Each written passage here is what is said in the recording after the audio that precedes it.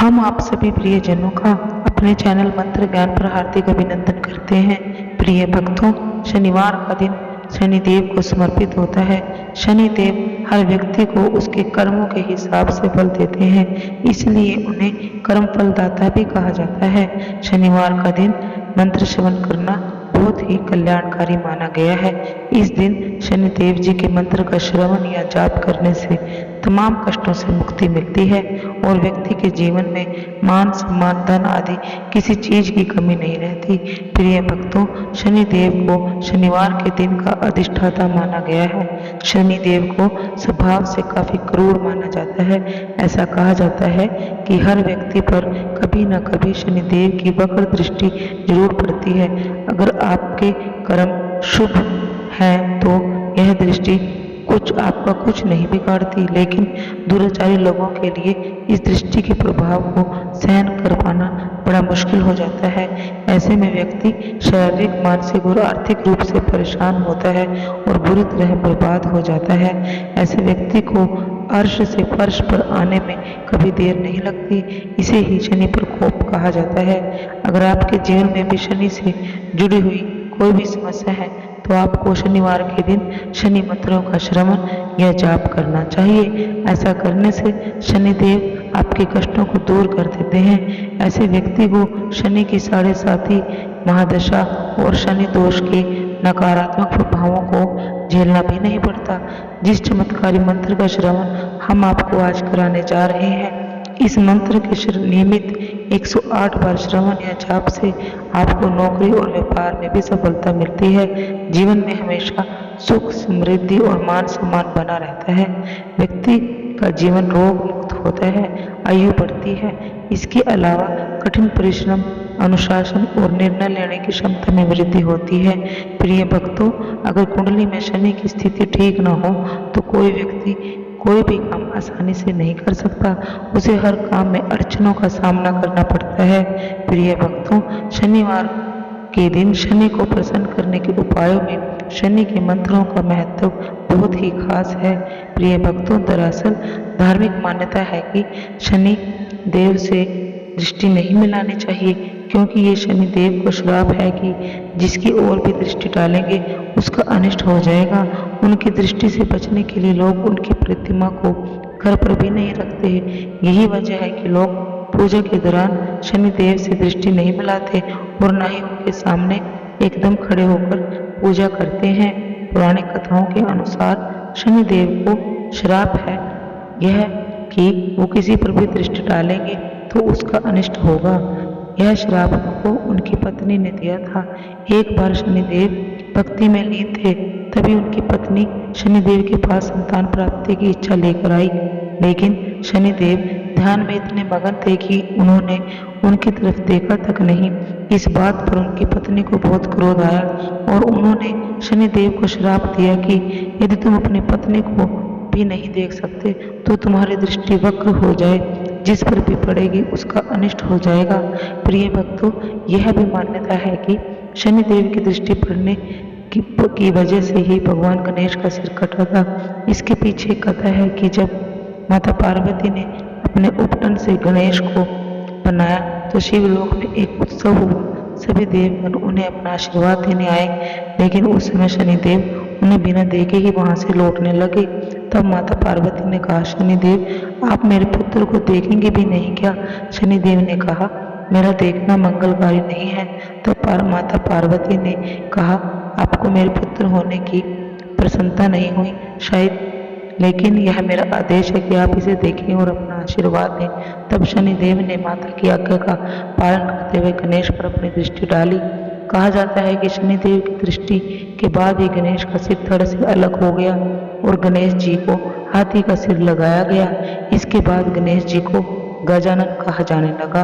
प्रिय भक्तों, आज के इस विशेष मंत्र के श्रवण से आपकी कुंडली में शनि ग्रह शांत हो जाएगा। शनि की 7.5 या ढैया का प्रभाव कम हो जाएगा। जो भक्त श्रद्धा भाव से इन मंत्र का जाप या श्रवण करेगा, शनिदेव उसके ऊपर अपनी कृपा बरसाएंगे। शनिदेव के दोष से मुक्ति पाने का यह अचूक मंत्र है। जब कभी भी घर से निकले, किसी जरूरी काम के लिए बाहर जाना हो तो दरवाजे से निकलते समय शनि के इस मंत्र का श्रवण या जाप जरूर करें। इस मंत्र के निमित्त 108 बार श्रवण या जाप से आपको यश, धन, पद और सम्मान की प्राप्ति होगी। इस मंत्र का पूरा 108 बार श्रवण करने पर शनिदेव धन प्राप्ति, वैभव और मोक्ष प्रदान करेंगे। प्रिय भक्तों, आपने इस मंत्र का श्रवण पूरा 108 बार करना है। यह श्रवण आप अपने मोबाइल पर या अपने घर, दुकान पर अपनी सुविधा अनुसार कर सकते हैं। परंतु यह ध्यान रखना है कि यह श्रवण पूरा 108 बार ही करना है। तो चलिए आज के इस विशेष मंत्र का प्रारंभ करते हैं। परंतु उससे पहले अगर वीडियो पसंद आए तो दिल से एक लाइक जरूर कीजिएगा और भविष्य में भी ऐसी ही फलदायी वीडियो की प्राप्ति हेतु हमारे चैनल मंत्र ज्ञान को सब्सक्राइब कीजिएगा और कमेंट बॉक्स में जय शनिदेव जरूर लिखिएगा। तो मंत्र इस प्रकार है। ओम नीलांजन समाभासम रविपुत्रम यमाग्रजं छायामृतांड संभूतं तं नमामि शनैश्चरम्। ओम नीलांजन समाभासम रविपुत्रम यमाग्रजं छायामृतांड संभूतं तं नमामि शनैश्चरम्। ओम नीलांजन समाभासम रविपुत्रम यमाग्रजं छायामृतांड संभूतं तं नमामि शनैश्चरम्। ओम नीलांजन समाभासम रविपुत्रम यमाग्रजं छायामृतांड संभूतं तं नमामि शनैश्चरम्। ओम नीलांजन समाभासम रविपुत्रम यमाग्रजं छायामृतांड संभूतं तं नमामि शनैश्चरम्। ओम नीलांजन समाभासम रविपुत्रम यमाग्रजं छायामृतांड संभूतं तं नमामि शनैश्चरम्। ओम नीलांजन समाभासम रविपुत्रम यमाग्रजं छायामृतांड संभूतं तं नमामि शनैश्चरम्। ओम नीलांजन समाभासम रविपुत्रम यमाग्रजं छायामृतांड संभूतं तं नमामि शनैश्चरम्। ओम नीलांजन समाभासम रविपुत्रम यमाग्रजं छायामृतांड संभूतं तं नमामि शनैश्चरम्। ओम नीलांजन समाभासम रविपुत्रम यमाग्रजं छायामृतांड संभूतं तं नमामि शनैश्चरम्। ओम नीलांजन समाभासम रविपुत्रम यमाग्रजं छायामृतांड संभूतं तं नमामि शनैश्चरम्। ओम नीलांजन समाभासम रविपुत्रम यमाग्रजं छायामृतांड संभूतं तं नमामि शनैश्चरम्। ओम नीलांजन समाभासम रविपुत्रम यमाग्रजं छायामृतांड संभूतं तं नमामि शनैश्चरम्। ओम नीलांजन समाभासम रविपुत्रम यमाग्रजं छायामृतांड संभूतं तं नमामि शनैश्चरम्। ओम नीलांजन समाभासम रविपुत्रम यमाग्रजं छायामृतांड संभूतं तं नमामि शनैश्चरम्। ओम नीलांजन समाभासम रविपुत्रम यमाग्रजं छायामृतांड संभूतं सम्भूतं तं नमामि शनैश्चरम्। ॐ नीलाञ्जनसमाभासं रविपुत्रं यमाग्रजं छायाव्रताण्डसम्भूतं तं नमामि शनैश्चरम्। ॐ नीलाञ्जनसमाभासं रविपुत्रं यमाग्रजं छायाव्रताण्डसम्भूतं तं नमामि शनैश्चरम्। ॐ नीलाञ्जनसमाभासं रविपुत्रं यमाग्रजं छायाव्रताण्डसम्भूतं तं नमामि शनैश्चरम्। ॐ नीलाञ्जनसमाभासं रविपुत्रं यमाग्रजं छायाव्रताण्डसम्भूतं तं नमामि शनैश्चरम्। ॐ नीलाञ्जनसमाभासं रविपुत्रं यमाग्रजं छायाव्रताण्डसम्भूतं तं नमामि शनैश्चरम्। ॐ नीलाञ्जनसमाभासं रविपुत्रं यमाग्रजं छायाव्रताण्डसम्भूतं तं नमामि शनैश्चरम्। ॐ नीलाञ्जनसमाभासं रविपुत्रं यमाग्रजं छायाव्रताण्डसम्भूतं तं नमामि शनैश्चरम्। ॐ नीलाञ्जनसमाभासं रविपुत्रं यमाग्रजं छायाव्रताण्डसम्भूतं तं नमामि शनैश्चरम्। ॐ नीलाञ्जनसमाभासं रविपुत्रं यमाग्रजं छायाव्रताण्डसम्भूतं तं नमामि शनैश्चरम्। ॐ नीलाञ्जनसमाभासं रविपुत्रं यमाग्रजं छायाव्रताण्डसम्भूतं तं नमामि शनैश्चरम्। ॐ नीलाञ्जनसमाभासं रविपुत्रं यमाग्रजं छायाव्रताण्डसम्भूतं तं नमामि शनैश्चरम्।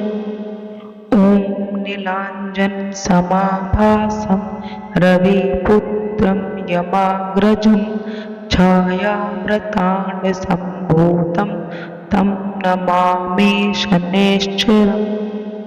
ॐ नीलाञ्जनसमाभासं रविपुत्रं यमाग्रजं छायाव्रताण्डसम्भूतं तं नमामि शनैश्चरम्।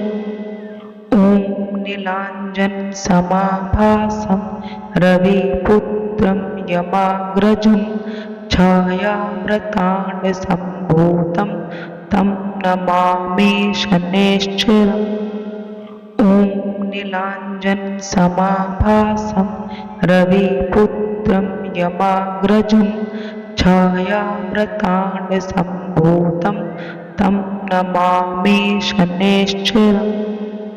ॐ नीलाञ्जनसमाभासं रविपुत्रं यमाग्रजं छायाव्रताण्डसम्भूतं तं नमामि शनैश्चरम्। ॐ नीलाञ्जनसमाभासं रविपुत्रं यमाग्रजं छायाव्रताण्डसम्भूतं तं नमामि शनैश्चरम्। ॐ नीलाञ्जनसमाभासं रविपुत्रं यमाग्रजं छायाव्रताण्डसम्भूतं तं नमामि शनैश्चरम्। ॐ नीलाञ्जनसमाभासं रविपुत्रं यमाग्रजं छायाव्रताण्डसम्भूतं तं नमामि शनैश्चरम्। ॐ नीलाञ्जनसमाभासं रविपुत्रं यमाग्रजं छायाव्रताण्डसम्भूतं तं नमामि शनैश्चरम्। ॐ नीलाञ्जनसमाभासं रविपुत्रं यमाग्रजं छायाव्रताण्डसम्भूतं तं नमामि शनैश्चरम्। ॐ नीलाञ्जनसमाभासं रविपुत्रं यमाग्रजं छायाव्रताण्डसम्भूतं तं नमामि शनैश्चरम्। ॐ नीलाञ्जनसमाभासं रविपुत्रं यमाग्रजं छायाव्रताण्डसम्भूतं तं नमामि शनैश्चरम्। ॐ नीलाञ्जनसमाभासं रविपुत्रं यमाग्रजं छायाव्रताण्डसम्भूतं तं नमामि शनैश्चरम्। ॐ नीलाञ्जनसमाभासं रविपुत्रं यमाग्रजं छायाव्रताण्डसम्भूतं तं नमामि शनैश्चरम्।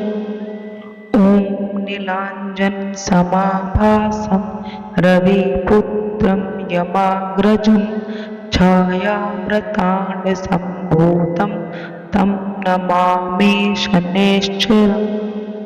ॐ नीलाञ्जनसमाभासं रविपुत्रं यमाग्रजं छायाव्रताण्डसम्भूतं तं नमामि शनैश्चरम्। ॐ नीलाञ्जनसमाभासं रविपुत्रं यमाग्रजं छायाव्रताण्डसम्भूतं तं नमामि शनैश्चरम्।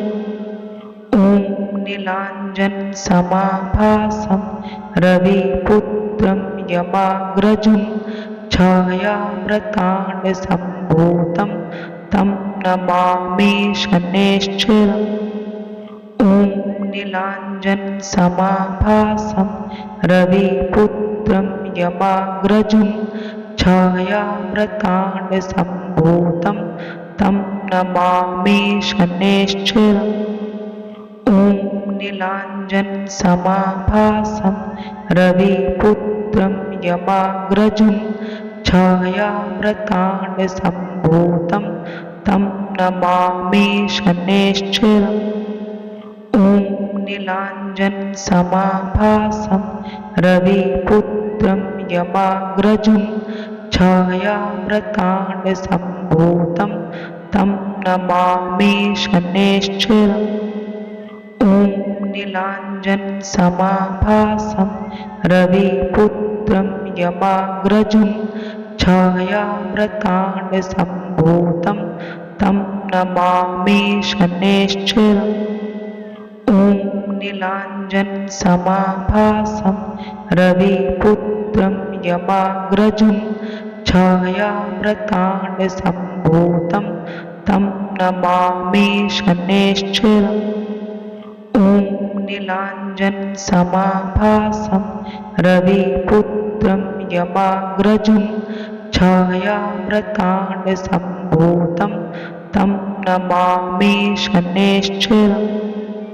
ॐ नीलाञ्जनसमाभासं रविपुत्रं यमाग्रजं छायाव्रताण्डसम्भूतं तं नमामि शनैश्चरम्।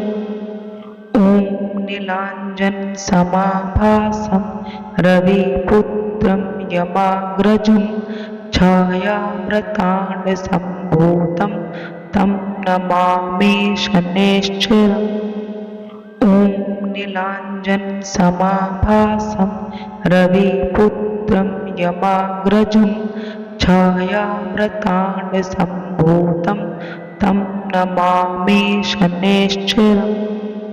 ॐ नीलाञ्जनसमाभासं रविपुत्रं यमाग्रजं छायाव्रताण्डसम्भूतं तं नमामि शनैश्चरम्। ॐ नीलाञ्जनसमाभासं रविपुत्रं यमाग्रजुं छायाव्रताण्डसम्भूतं तं नमामि शनैश्चरम्। ॐ नीलाञ्जनसमाभासं रविपुत्रं यमाग्रजुं छायाव्रताण्डसम्भूतं तं नमामि शनैश्चरम्। ॐ नीलाञ्जनसमाभासं रविपुत्रं यमाग्रजुं छायाव्रताण्डसम्भूतं तं नमामि शनैश्चरम्। ॐ नीलाञ्जनसमाभासं रविपुत्रं यमाग्रजुं छायाव्रताण्डसम्भूतं तं नमामि शनैश्चरम्।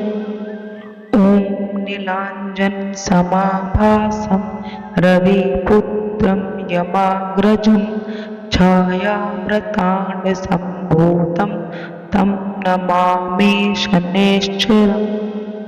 ॐ नीलाञ्जनसमाभासं रविपुत्रं यमाग्रजुं छायाव्रताण्डसम्भूतं तं नमामि शनैश्चरम्।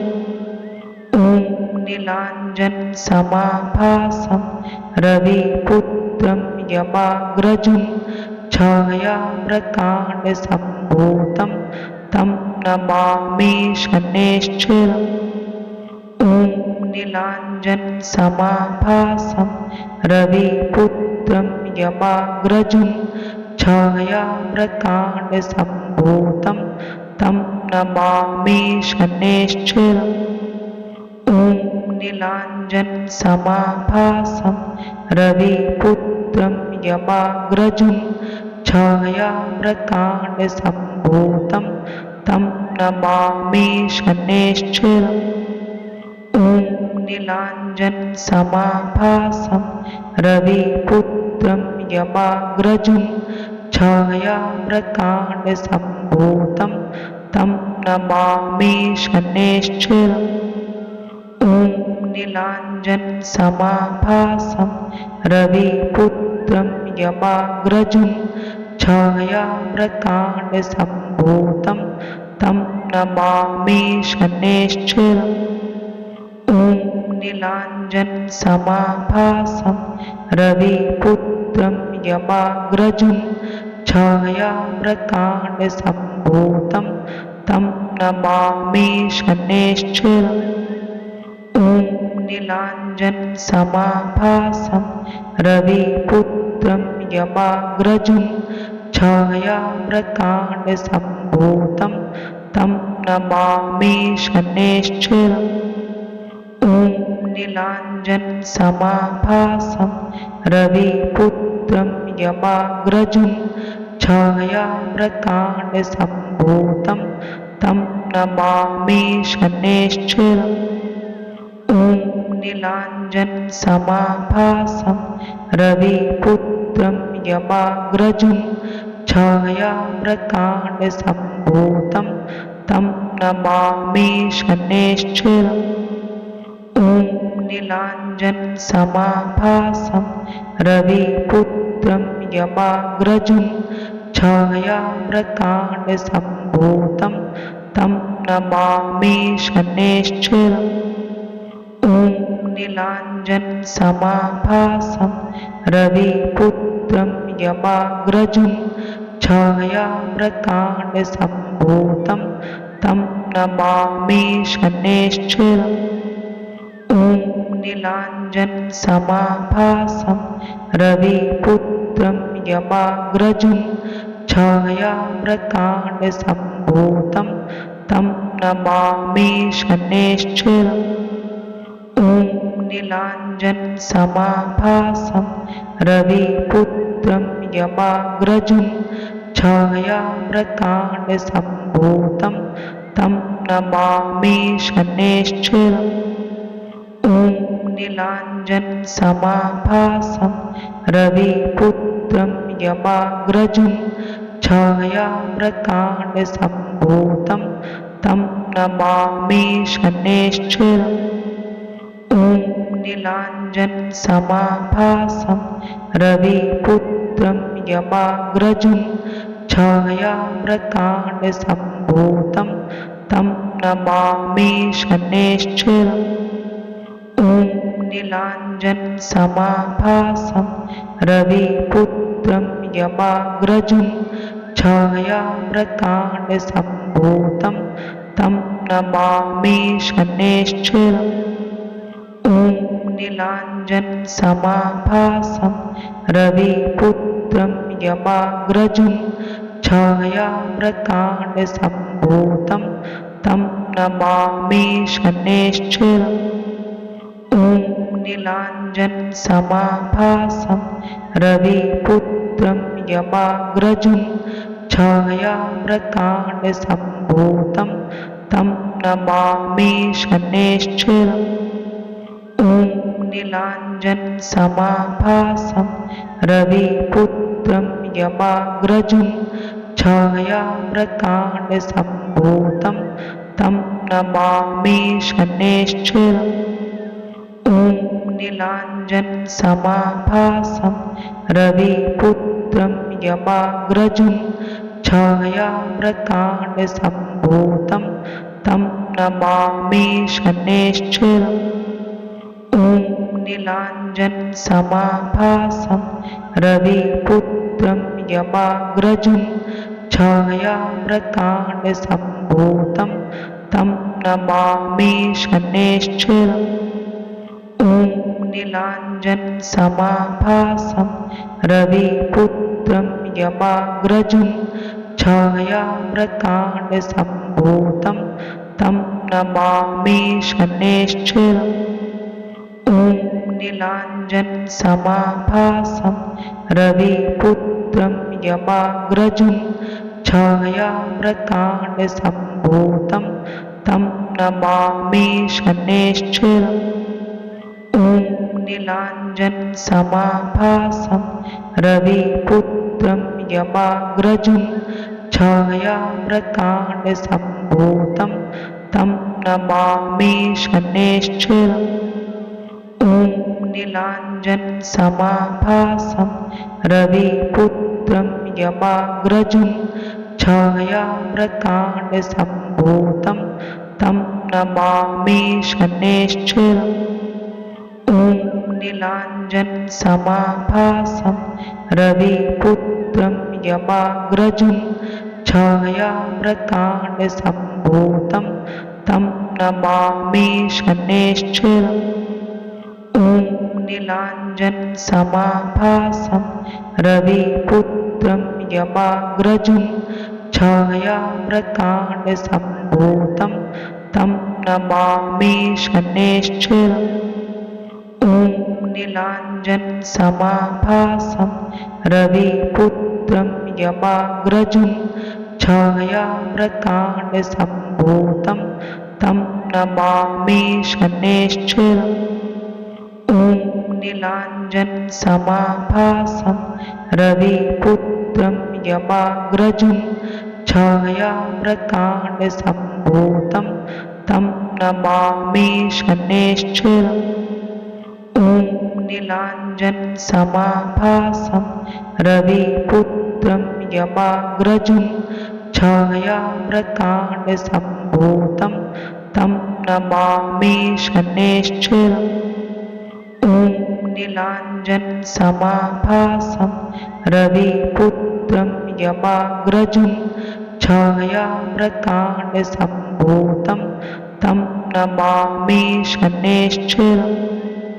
ॐ नीलाञ्जनसमाभासं रविपुत्रं यमाग्रजं छायाव्रताण्डसम्भूतं तं नमामि शनैश्चरम्।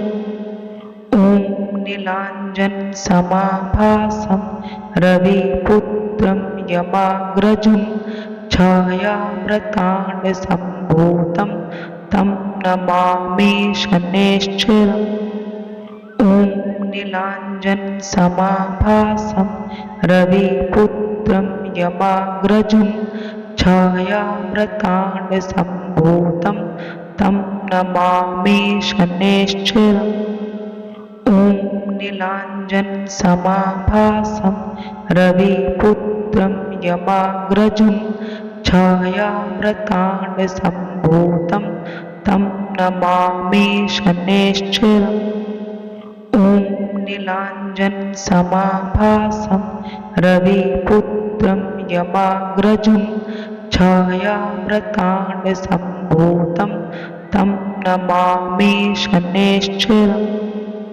ॐ नीलाञ्जनसमाभासं रविपुत्रं यमाग्रजं छायाव्रताण्डसम्भूतं तं नमामि शनैश्चरम्। ॐ नीलाञ्जनसमाभासं रविपुत्रं यमाग्रजं छायाव्रताण्डसम्भूतं तं नमामि शनैश्चरम्। ॐ नीलाञ्जनसमाभासं रविपुत्रं यमाग्रजं छायाव्रताण्डसम्भूतं तं नमामि शनैश्चरम्। ॐ नीलाञ्जनसमाभासं रविपुत्रं यमाग्रजं छायाव्रताण्डसम्भूतं तं नमामि शनैश्चरम्। ॐ नीलाञ्जनसमाभासं रविपुत्रं यमाग्रजं छायाव्रताण्डसम्भूतं तं नमामि शनैश्चरम्। ॐ नीलाञ्जनसमाभासं रविपुत्रं यमाग्रजं छायाव्रताण्डसम्भूतं तं नमामि शनैश्चरम्। ॐ नीलाञ्जनसमाभासं रविपुत्रं यमाग्रजं छायाव्रताण्डसम्भूतं तं नमामि शनैश्चरम्। ॐ नीलाञ्जनसमाभासं रविपुत्रं यमाग्रजं छायाव्रताण्डसम्भूतं तं नमामि शनैश्चरम्। ॐ नीलाञ्जनसमाभासं रविपुत्रं यमाग्रजं छायाव्रताण्डसम्भूतं तं नमामि शनैश्चरम्। ॐ नीलाञ्जनसमाभासं रविपुत्रं यमाग्रजं छायाव्रताण्डसम्भूतं तं नमामि शनैश्चरम्। ॐ नीलाञ्जनसमाभासं रविपुत्रं यमाग्रजं छायाव्रताण्डसम्भूतं तं नमामि शनैश्चरम्।